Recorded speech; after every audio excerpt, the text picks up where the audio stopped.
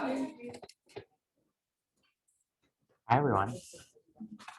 Okay, so I'm going to take just a second to log in to Netris and get everything going.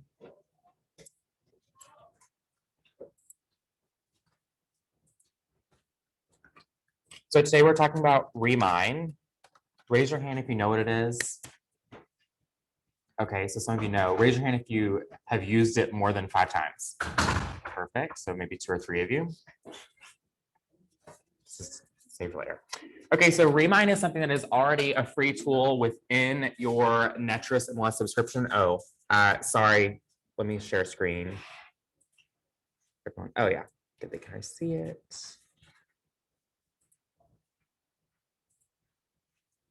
There we go. So when you log into Netris, it looks like this, obviously. Most people probably just go straight to Matrix and you don't even look at all this other stuff. So there's a lot of cool tools within this, and we're going to be specifically talking about Remine. So when you log into Netris, you can click on that. It should already have you logged in.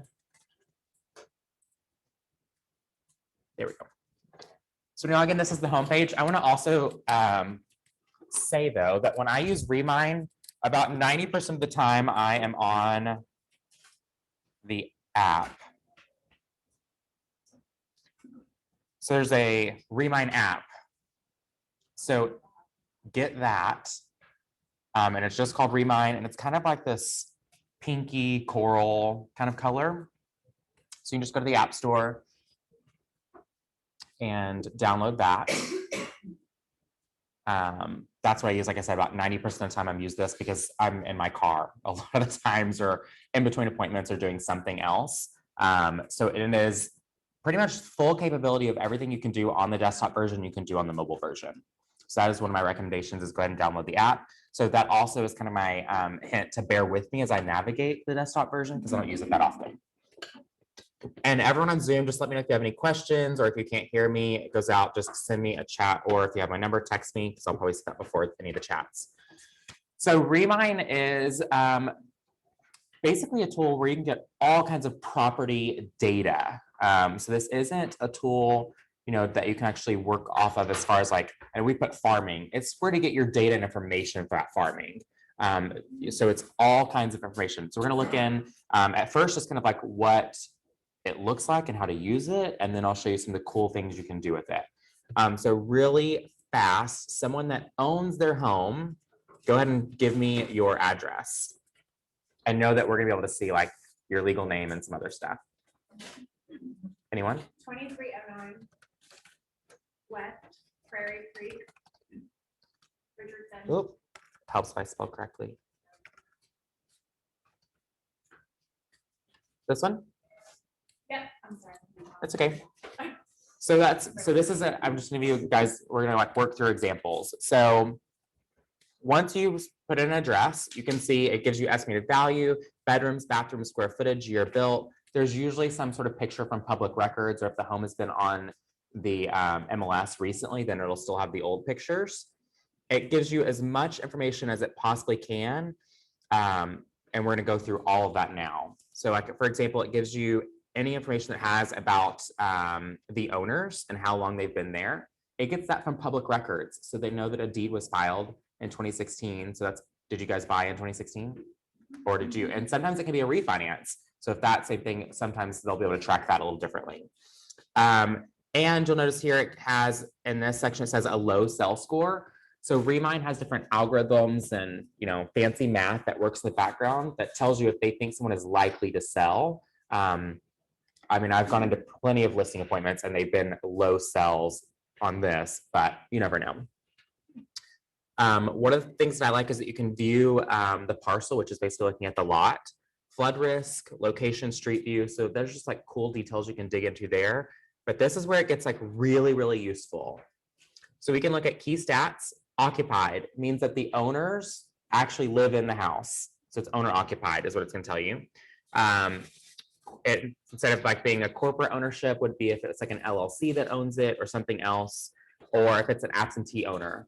So an absentee owner, you would know that if it was an absentee owner, that means the people living in it are renting. So if you think, I use this a lot of times for farming or for listing appointments. So I know if I'm going to be talking to that person, either sending them any sort of marketing or anything like that, it needs to be talking about buying their first home or stop paying your landlord's mortgage because you know that they're a renter. You don't want to send them a postcard that says, sell your house today, you're going to get top value. That's a wasted postcard. You're going to the wrong person. So just the owner information right there is very important. The other thing is I look this up before I go into any of my listing appointments because it'll give me the subdivision and the legal description here. So that way I can go ahead and fill in my full listing agreement and have it ready to be signed at the appointment. That way I'm not like, oh, let me go back home and prep the paperwork. You want them to sign it right then. So as much information you can get from here as possible.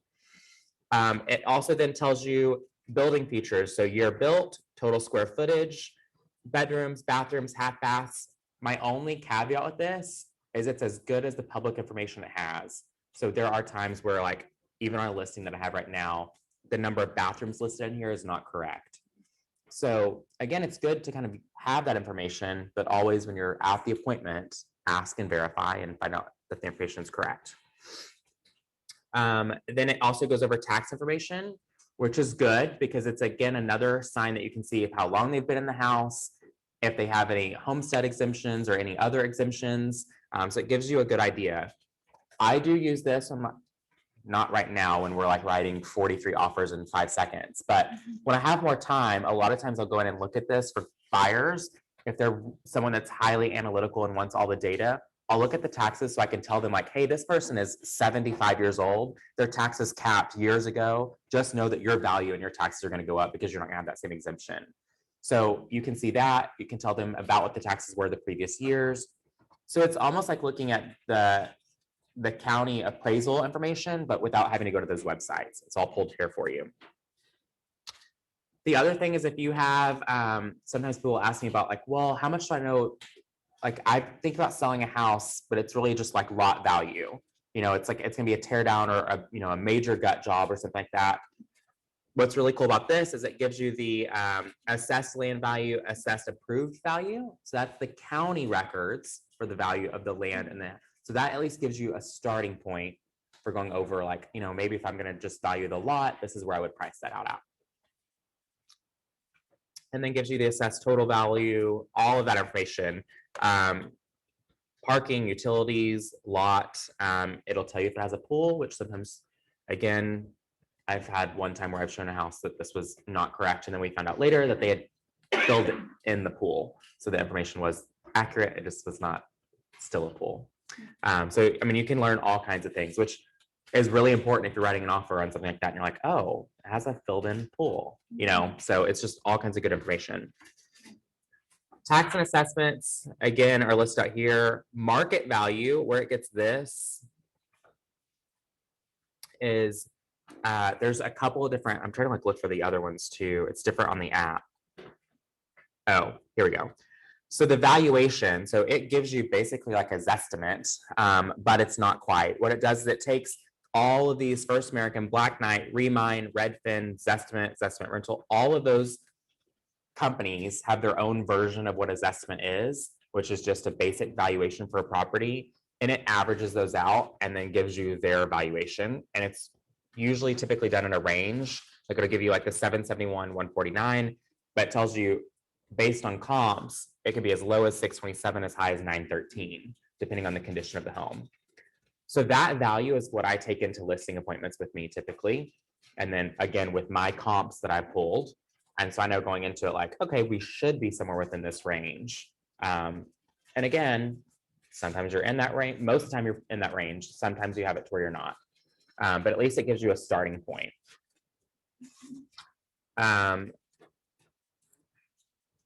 The other thing is kind of like, if you're familiar with the Keller Williams app, you know that one of the cool things that it does is give you some demographic information for the neighborhood. It'll tell you like, based off of social media, people will talk about yoga or wine. Like our app does a lot of that kind of stuff. This does not do that quite, but it does demographics. So it'll tell you in this neighborhood, 82% of the owners are college graduated, 31% have children. The average household is 2.6 people. So on average, it's parents and one kid. Average income is 84,000 and the average age is 37. So, which is really good information when you have someone that's like, what's the neighborhood like? I give them these stats and not my opinion on any of it, just the data. Yeah. And then I also refer them to the Keller Williams app because I'm like, you can see socially what people talk about is here. Does everyone know about that on the app, how it does that? Oh, goodness. Okay. Sorry, Zoom, we're going to take a quick tangent to cover this that y'all will not be able to see, I don't think. Okay, so if you go to the KW app, we'll do the same address.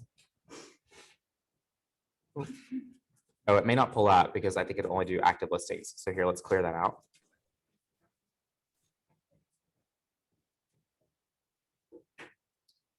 Okay, so I just found one near us that is 19. So if you're following along on Zoom, I'm on the KW app, and I just went to a listing that's nearby. It ends up being 1908 Glen Cove Court. When you click on that listing, of course, the picture information is at the top. If you scroll down, it says what locals say. Those tags, historic, travelers are here, animal advocates, live music, dog lovers. So there's 2 animal mentions just in those 5. So like, you know that there's a lot of animals in the area. It gets that information from what my understanding is that it pulls it from social media posts in that area. There's all kinds of like background stuff that they have that goes and sees what popular posts and tags are used for that area. So again, if you have someone that's like, you know, they hate animals, maybe, then you're like, oh, well, in the area, everyone has dogs or cats, or whatever it is. And like my neighborhood, my old neighborhood, I think the average age was probably 65. And ours were like wine and game night, and they were all old people stuff. So I mean, it's like, you know, I'm just kidding. I have to say it to get a reaction. But you know what I mean? It was all like leisure activities because they have the time to relax. They're retired. So it's all retirement, like fun stuff. So that's on the KW app. So that gives the social demographics is what I call that in the KW app. Whereas this gives the actual data demographics for the area. And then the other cool thing, so this is awesome. It shows the owners of the property. So their names are listed here. And this is going to be the actual owner. And then usually if it's a rental property, it will give you associated people. So I don't know where this one came from on your address specifically. Not that you can hear me because you're talking. Yeah.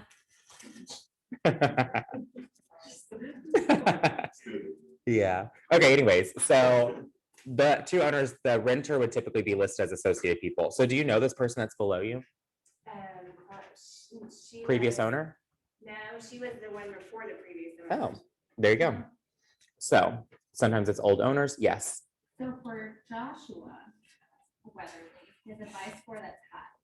So Yes. is he in the market to buy? Is that what that's showing? Like, Is your searching? husband in the market to buy? Who knows? No, not No, someone, hopefully you do. Right, like, You're gonna be so, honey. and then, what is my, then I don't have a score.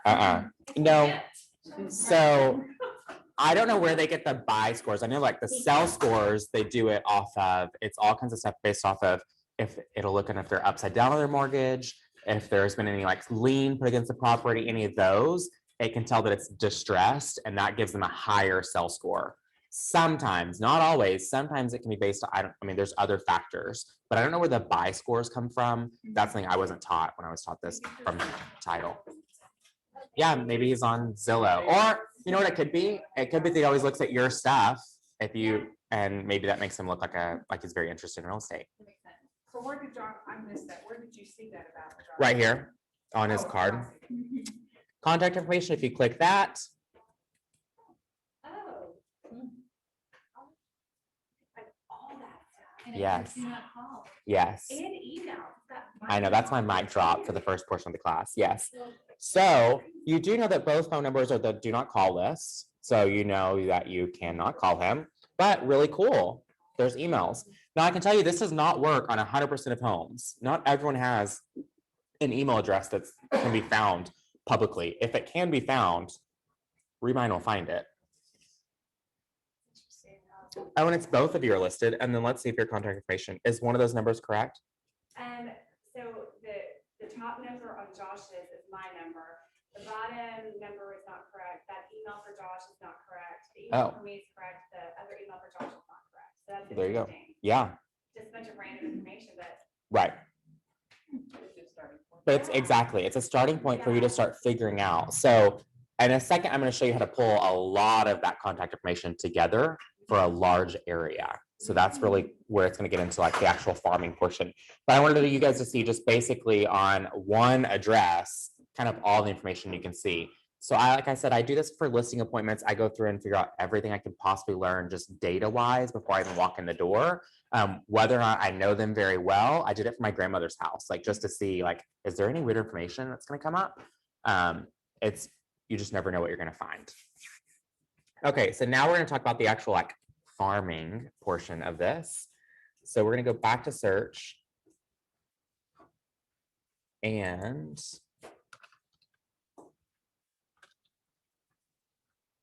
sometimes you can do it by neighborhood.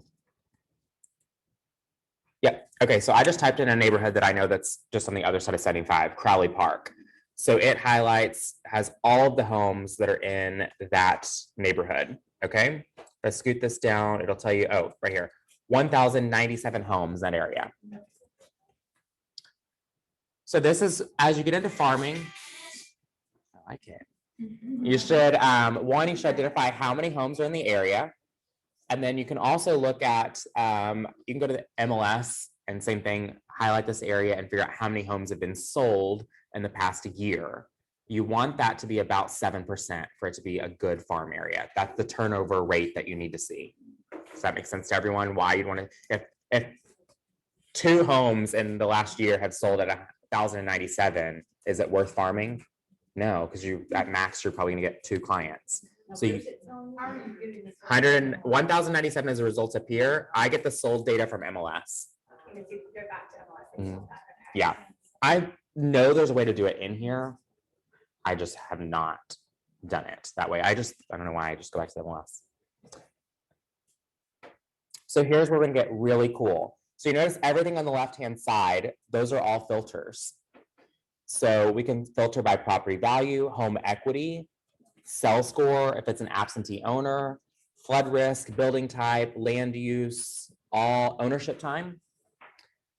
So as I'm looking at this, let's say that I'm gonna market to, let's say that I'm gonna try to get people out of their rentals. So we can go to absentee owner, and I want absentee in state, absentee out of state, and corporate. Those are the only ones that are not gonna be owner occupied. So that means they're all gonna be rentals. I can hit apply, and out of that 1,097, there's 150 rental properties in that neighborhood. So if you're gonna hit people to try to get people out of their rentals, you know that that's 150 postcards, that's 150 door knocks you could do over a certain time period, that's 150 pop buys, all of that. Now you're saying like, okay, great, that's 150. How do I know who they are and where they are? So here on the left-hand side, or sorry, on the right-hand side, you now have all of them. The 150 results, it filters them out to all of those. But here's the cool thing. We're gonna do select all. Oh, and this is the difference in it being on the app and desktop. Let's see if I can do this. So the app, you can do this whole one on the app. Yeah. Cart. And then you get to name this something. So I would do Crowley Park rentals. Oh.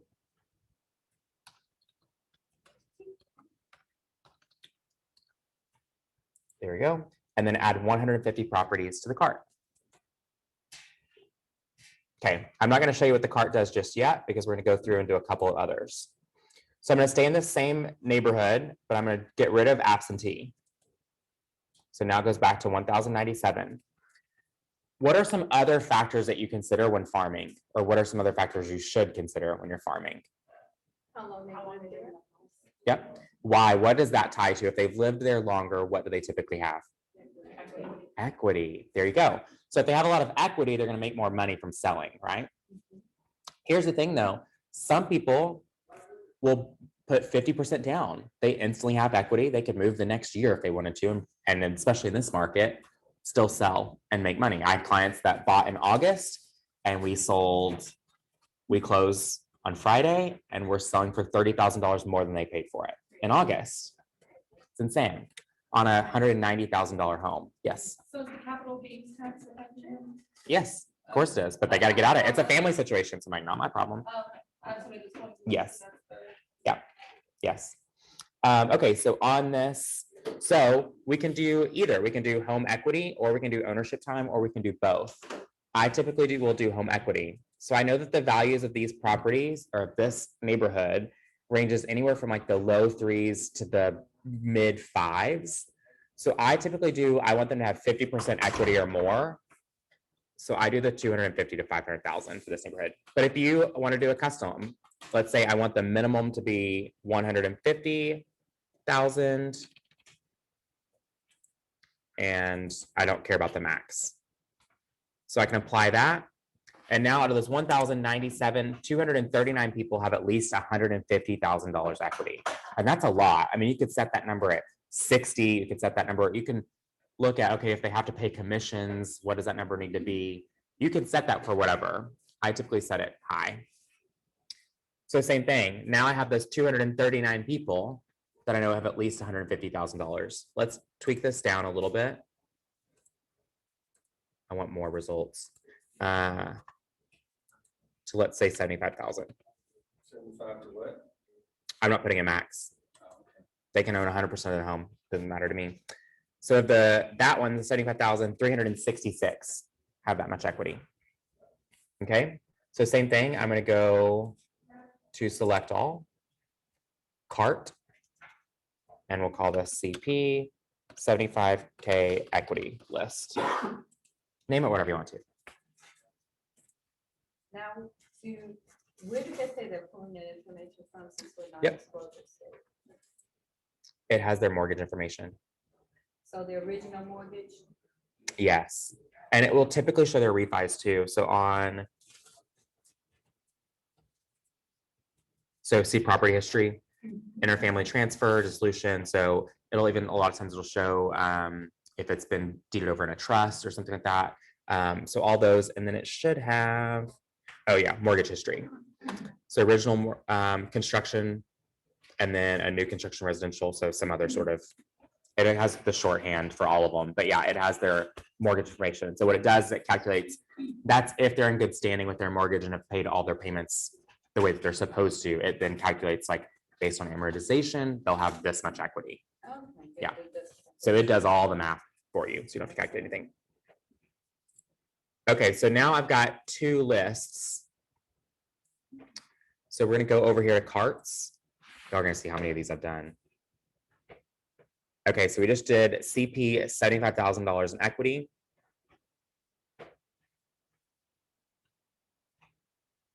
Taking a little while to load. What does that look like? A nice spreadsheet. It is. So it has their owner names, their address. It's a mailing list. So you can send mailers. I've never sent mailers directly from here. What I do with it is export. Oh, wait, gotta select all. Export. And it makes a CSV. Raise your hand if you know what a CSV file is. Okay, good. A lot of you. So that's going to be basically a spreadsheet that can be used. We use it to upload our database into Command, but it's also the type of spreadsheet that you can upload to create any sort of mailing list.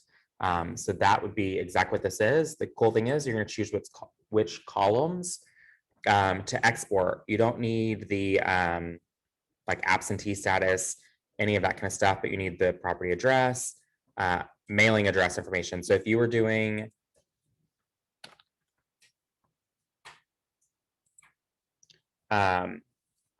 if you were doing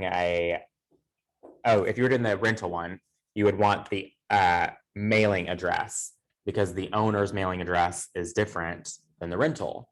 So same thing, if I'm wanting to sell, I can include, some of these are absentee owners. I'm going to include them in, even if they live in Florida, I still want them to get my postcard talking about selling in Crowley Park because it's an ideal time here. So I don't do property address information, I do mailing address information. And then owner information is going to be the names.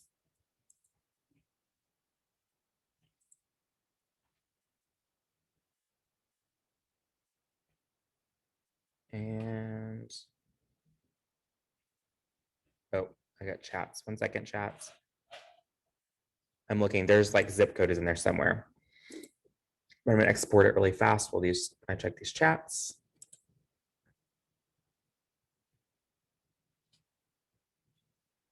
Oh, got it.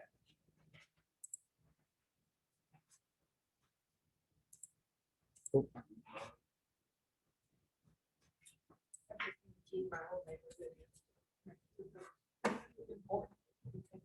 where am I? Am I lost it? Where'd it go? Did anyone see view and export come up? Ah.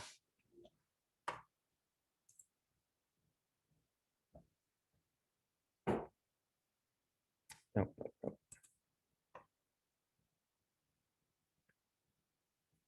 Hold, please. You said the app does all of this as well Mhm. on your phone. Mhm. So I usually, to do like the big list, it's definitely easier on the desktop. It's doing on the app, you have to like zoom and try to manipulate it. What's going on here? Come on.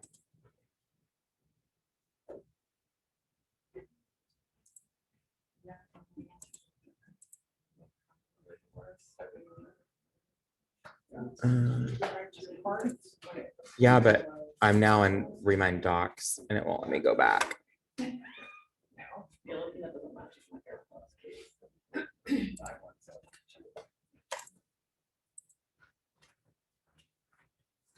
I'm stuck here while this is still loading. Hey, Jay, where did you learn Remine? A title company Oh, taught it to us. I used the pandemic to go to as many classes as possible last year, March, April. some might say that was a smart idea. Super smart. Works out well. Okay, I don't have time to read that. Let's go. Come on. Can y'all tell that I'm a high D and super impatient? I think if you scroll like on that little thing, it'll have a, Ah. yeah. Thank you. Ah, there we go. So when it's ready, there we go. At the top, it says your CSV download mailer is ready. So then it'll give you an option to download it. This is like a little. Yes, I was like, where's the pop-up? So now it's in my downloads. I'm just going to open that and you guys will see what it looks like. So mailing information, owner 1, owner 2. So this is the one, like on this one, you can actually then go out and delete any of the extra columns that you don't need or whatever. And then you can turn this into your mailing list. You could also, if it's a small enough number of, oh, I don't know if everyone on Zoom can see that. Sorry. Sorry, everyone on Zoom, this is what it looks like. And depending on how you're doing your mailers, like right now, Leverage Plus does mailers for people. I don't know if you can provide your own list, if they provide the list. There's different ways that you can do direct mail, every door direct mail. You can provide this to the post office in different ways. So there's ways to, I'm not teaching that portion on how to do the mailers themselves, but I'm teaching you how to get the data and information. So that is this. You save that, you manipulate the file, the columns, however you need to do that to get it to the list size that you need. The other thing you can do is you can also use this if you're circle prospecting around an open house and let's say that you want to knock on all the rental owner or the rental doors to talk to them about buying in that neighborhood.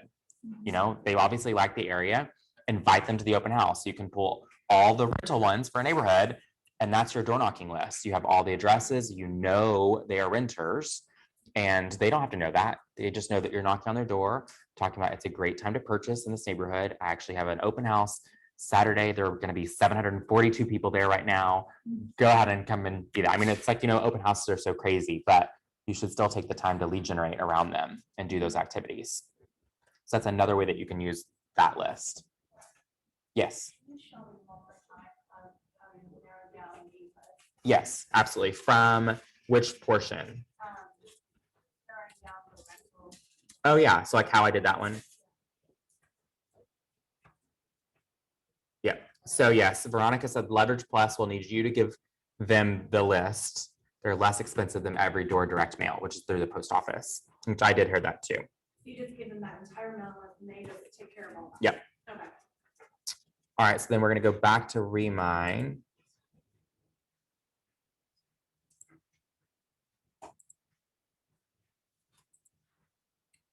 All right, so from here, let's see. I just always go to my old neighborhood because I know I can work with it easily. So you pick the area and then you're wanting to do rentals, right? Is what you're wanting? Okay, so I already have home equity in there, so I'll get rid of that. Okay, so from here, you can do ownership type. It's on the left-hand side. Click on that. Oh, sorry, not ownership time, ownership. Oh, absentee. Because if it's a rental, you're gonna want the absentee owners. So you'll select corporate, absentee in-state, and absentee out-of-state. And then click apply. And then let's use like this one, 2314 Morning Glory. See, like this has the last MLS description from, oh, it's been on, oh, it was 12 days in the market. It'll have the time it sold. Let's get down here. It was sold in September. It looks like, yeah. So then for the people associated with this one, it's an LLC. So you don't have this one, oh, but then the associated people, Timothy Tannery, Zach Tannery, Joanne Tannery, those may or may not be the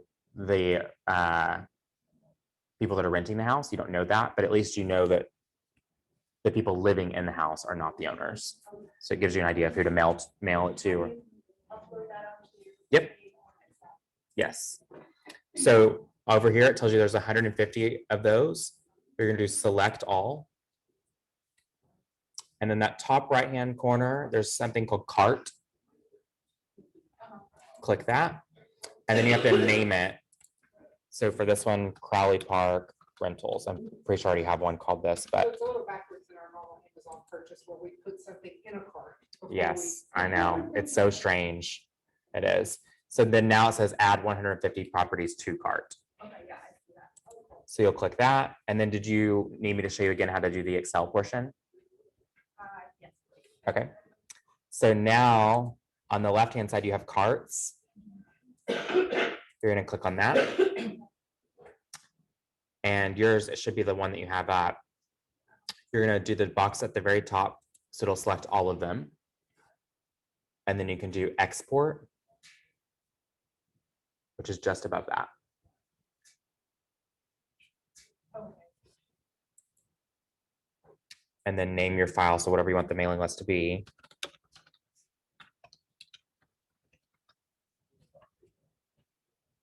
And then again, you can select for this one, since the rentals, if you're planning on targeting them as the rentals, you're just gonna want the property address information. You don't want the mailing address because you don't want your postcards to go to the owners. You want it to go to the people, the renters that are living in the house. So you do kind of have to think about what's your goal. And so then who do you want to receive that information? And then you click on export and then be patient. Like I am not. It actually says we'll notify you in a few minutes when it is ready. Wow, to generate it. Yeah, it's not my strength. So. Thank you. Mhm. And if you did want to find out who the corporation name was under, you want to do a deep dive, you can just go to Secretary of State and find out who. Who that owns? is. Yeah, exactly. It's like and it'll cost you about $1. Yeah. Gotta get information. To find out who the rental, Anything now, to find out who the rental Yeah. is. No, it was under LLC, so if you want to find out who that investor is and market to him, you could go to Secretary of State to get the name specifically of them, so you can market to them directly. Yeah. If she was going after that. All right. Any questions over any of that so far? The part that you said you go to the MLS Uh-huh. to get the ratio, Yes. can we see that please? Yeah. So what I do is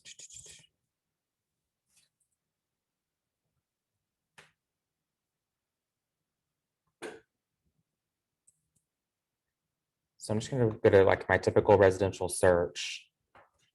I don't want active, active contingent, any of that. I clear out the map first, then I go to the map, or I clear out the filters. And you have to be careful putting in neighborhood names as a search in MLS because Crowley Park, like the one that I'm doing, it can come up as like Spring Park North, like sometimes they're not always listed accurately. So instead of relying on that, I hand draw the borders. It's the easiest way for me to do it. And if you're not sure what those borders are, when you go to Remine,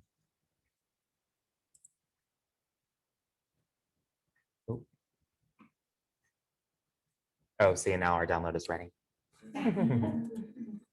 Let me just do Crowley Park again. It'll show you. It traces these, like this little section right here is townhomes that are not technically part of our neighborhood. That's why it's notched out like that. But I know I need to trace pretty much like that in Matrix, or I'm sorry, NMLS to get it.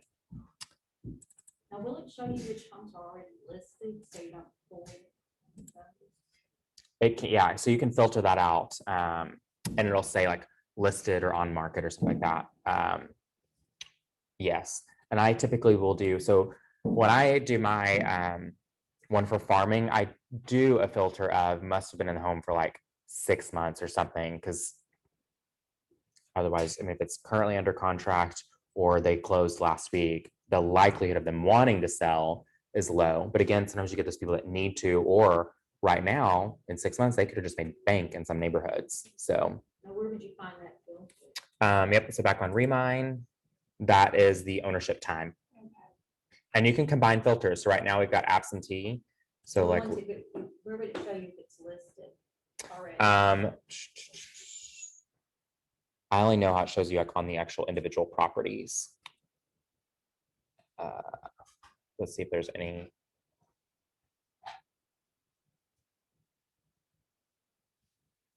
This is all that. Oh, this is all of them. Yeah, so right now, let's go to, I don't know, they just show it on the individual property. I know, I'm not seeing any in there right now. I know there are.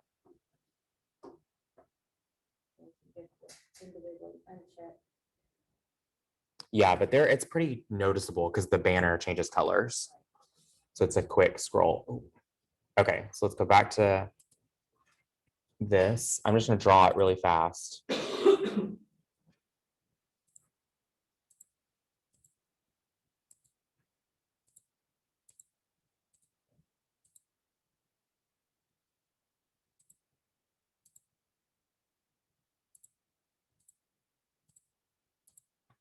Okay, so now that that's all the homes in there, that area, now I go back to criteria and I just do sold 0 to 365. So 33 matches in that neighborhood in the past year. So that way you know how many sold at 1,097. I'm like, here.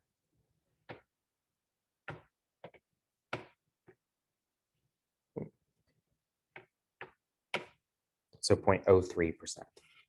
So I think it's 0.07. I think I said 0.7, but I think it's 0.07. Sure. Actual one that you should be shooting for. And then, yeah, so then you can of course see how spread out they are on the map. So like, so in our neighborhood, in this neighborhood, this right-hand side is typically a little bit of a higher price point. So left-hand side does usually sell more. The right-hand side just typically has less volume. But based on that example, you would have to rethink whether you were to farm it or not because of the 3%. Mm-hmm. Yep. But I mean, that's up to you. So I mean, 33 houses, if you're going to try to dominate, I mean, in a neighborhood and you want to be the consistent person, 33 listings on one neighborhood wouldn't be bad. You're not ever going to get 100%. But if you could shoot for half those, just by being the face that everyone in that neighborhood knows, then it may be worth it. And you know, if that, about 1,000 homes is a really good sized farm. That's very healthy. Depending on your manpower, how much time you have, that may be too large for you to start out with. So you may want to focus on one half of the neighborhood or split it up some other way. And how often are you trying to make good farming situation, reaching out to those people once a quarter? Oh gosh, no. So more than that. So I mean, it typically, I mean, I think a lot of times like mailers should be once a quarter alone. Then plus once you have activity in that neighborhood, so your mailers are a lot of times just like market updates or something like that. But then if you have a just listed an open house that just sold any of that, you go ahead and also do a mailer. Door knocking should be again a handful of times a year. So you should be trying to see those people at least once a month if possible, or them to see you at least once a month if possible. Any other questions on how Remine works? Cool.